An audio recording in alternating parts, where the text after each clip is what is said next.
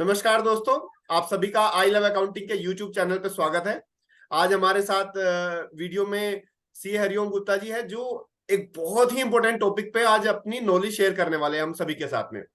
दोस्तों, जैसे कि आप सभी को पता है कि रिसीवेबल्स जो अकाउंट रिसीवेबल का अगर डिपार्टमेंट की अगर हम बात करें, जो भी हमारी सेल या उससे रिलेटेड जो भी अकाउंटिंग या रिकंसिलेशन होता है, ऑलमोस्ट हर कंपनी में, हर स्टार्टअप में ये ऑटोमेट हो चुका है।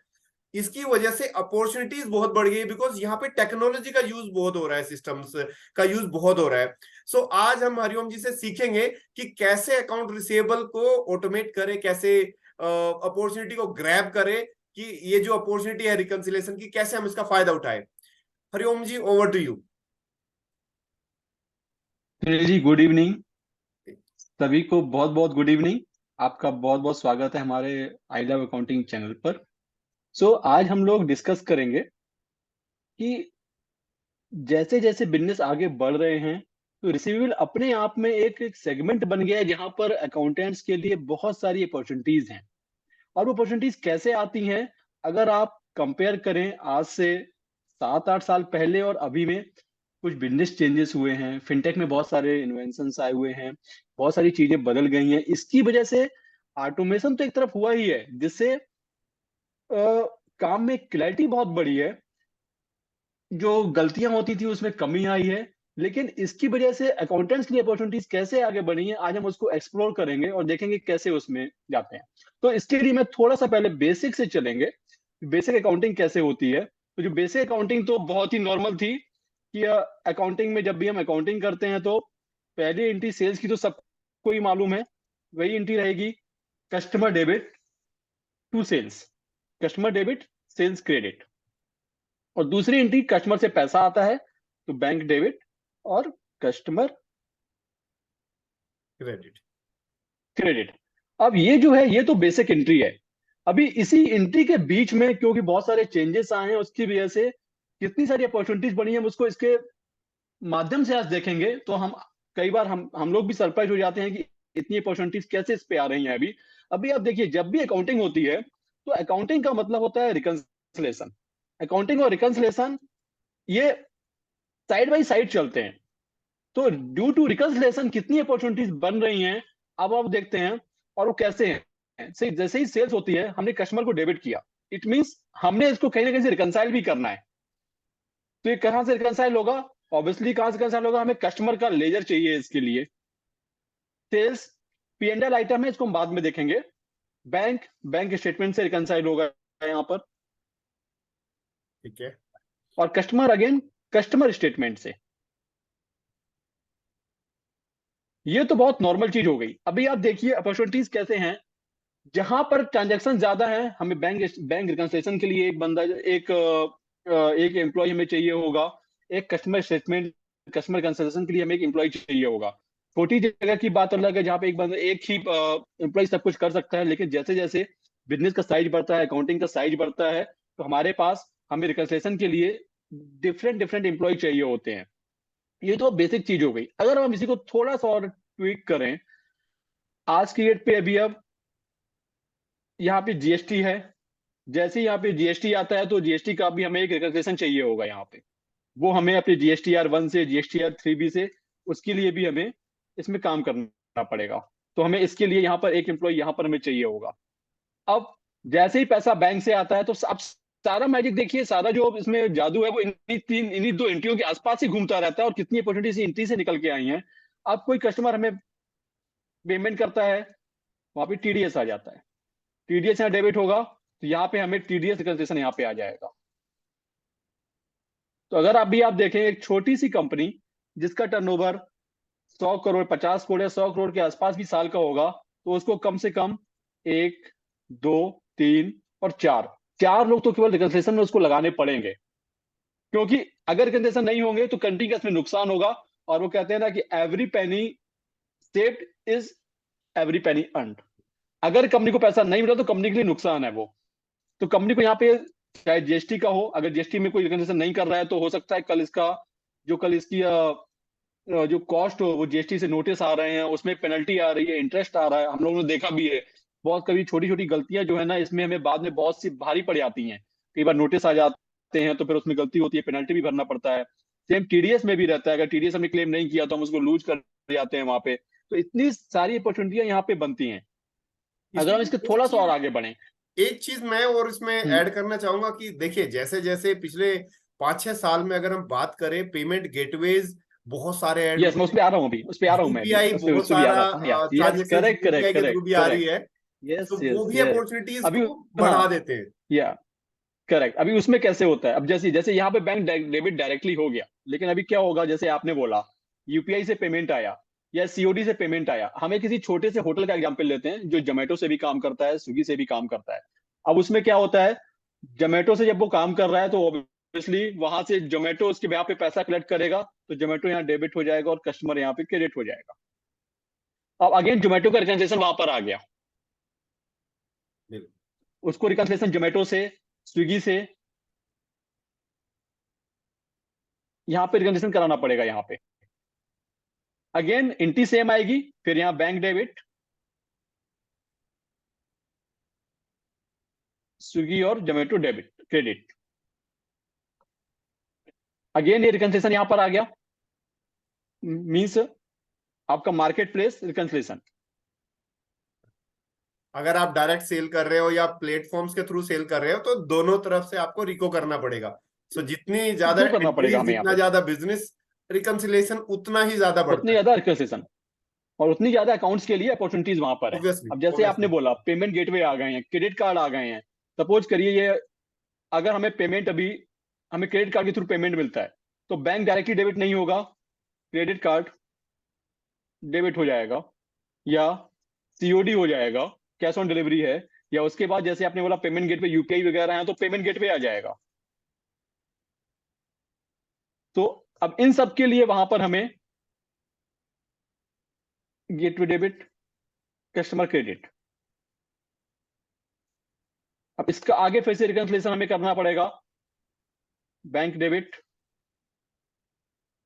और क्रेडिट कार्ड सीओडी और पेमेंट क्रेडिट। तो जितने भी ऑप्शंस रहेंगे, जैसे जैसे बिजनेस बढ़ रहा है, टेक्नोलॉजी बढ़ रही है, ऑब्वियसली टेक्नोलॉजी ने हमारे लिए बहुत सारी चीजें आसान कर दी हैं, लेकिन उसको भी मैनेज करने के लिए हमें ह्यूमन चाहिए और एम्प्लॉय चाहिए। नहीं तो कहीं ना कहीं जैसे आप सीओडी से पेमेंट कर रहे हैं, वहां कुछ कमीशन, वो सीओडी का कुछ कमीशन होगा, अगर वो कमीशन गलत करता तो वो हमारा नुकसान है वहां पे। तो उसको मैनेज करने के लिए हमें कोई ना कोई तो वहां पे चाहिए। और ऐसा नहीं बोल सकते हैं कि टेक्नोलॉजी के आने से जॉब्स में कमी आई है।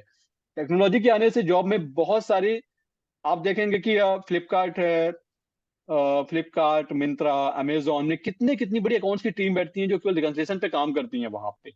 और उसके लिए ऑब्वियसली जब हम वहां पे जा रहे हैं तो हमें पहले तो रिसीवेबल्स की नॉलेज होनी चाहिए, फिर हमें थोड़ा एक्सेल का भी नॉलेज होना चाहिए जिसमें काम करना है।